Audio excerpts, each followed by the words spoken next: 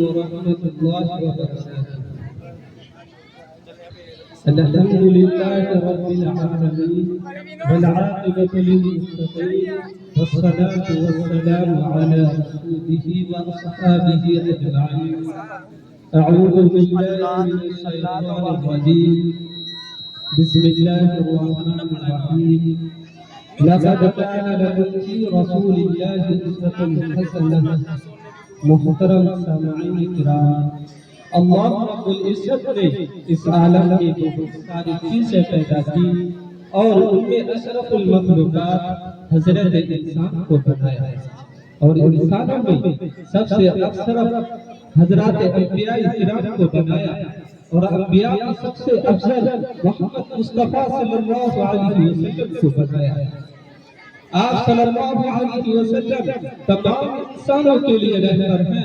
آپ صلی اللہ علیہ وسلم تمام انسانوں کے لیے نمونہ ہیں۔ آپ کے اخلاق و کردار ایسے ہیں کہ ہر کوئی آپ پر فرشتہ ہو جاتا ہے، حتیٰ کہ انگریز کہتے ہیں محمد صلی اللہ علیہ وسلم جیسا اس دنیا میں کوئی نہیں، اور محمد صلی اللہ علیہ وسلم کے پاس جو چیز ہے وہ کسی کے پاس نہیں۔ دوستو، حضور صلی اللہ علیہ وسلم کی سیرت کا مطالعہ کرو اور اس کو پھیلاؤ اور اس میں چلو۔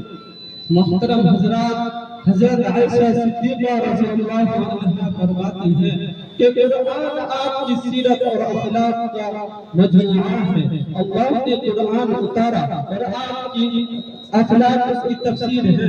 ایک مرتبہ آپ کسی گزرے سے واپس لوٹ رہے تھے، آپ اور آپ کے ساتھی الگ الگ کسی جگہ آرام کے لیے اترے، کپڑے اٹھائے اور سب آرام کرنے لگے۔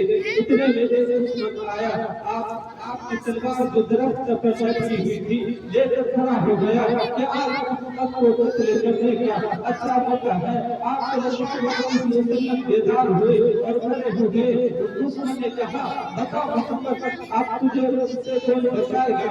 آپ صلی اللہ علیہ وسلم نے اطمینان کے ساتھ جواب دیا، اللہ۔ آپ صلی اللہ علیہ وسلم کا جواب سن کر یہ پتھر کانپنے لگا۔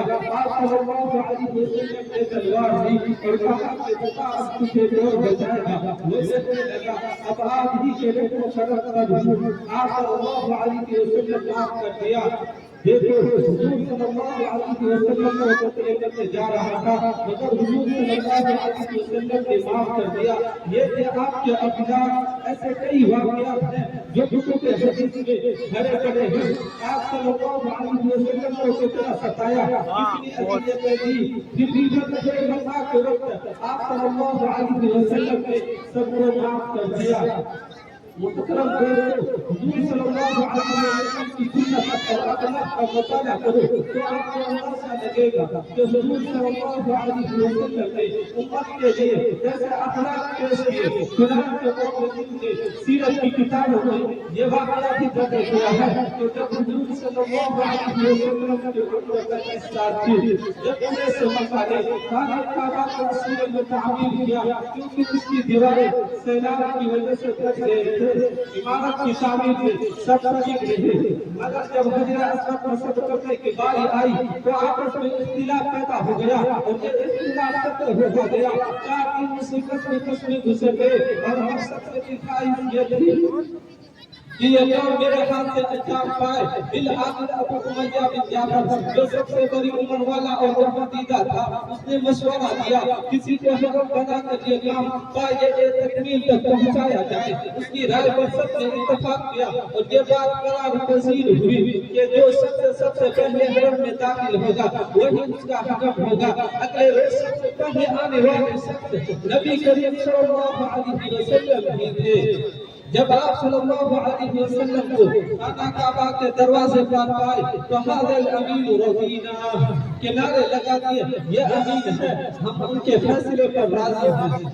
نبی کریم صلی اللہ علیہ وسلم نے اپنی فراست اور خیر کی ایک تدبیر کی کہ ایک چادر بچھائی، اس کے بعد اپنے دست مبارک سے پتھر چادر پر رکھا اور ہر قبیلے کے سرداروں کو حکم دیا کس کو اٹھا کر لے چلو، وہ پتھر اس جگہ تک لے جایا گیا جس جگہ اس کو نصب کرنا تھا۔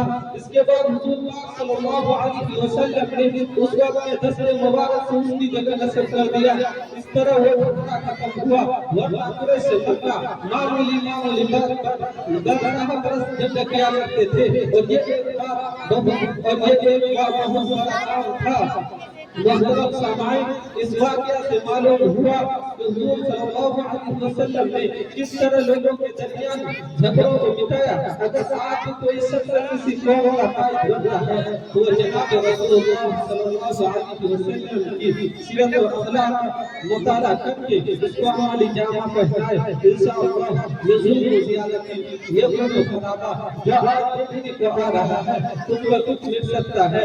اللہ تعالیٰ آپ کو اور مجھے اور دنیا کے تمام انسانوں کو حضور صلی اللہ علیہ وسلم کی سیرت و اخلاق کے مطابق زندگی گزارنے کی توفیق عطا فرمائے۔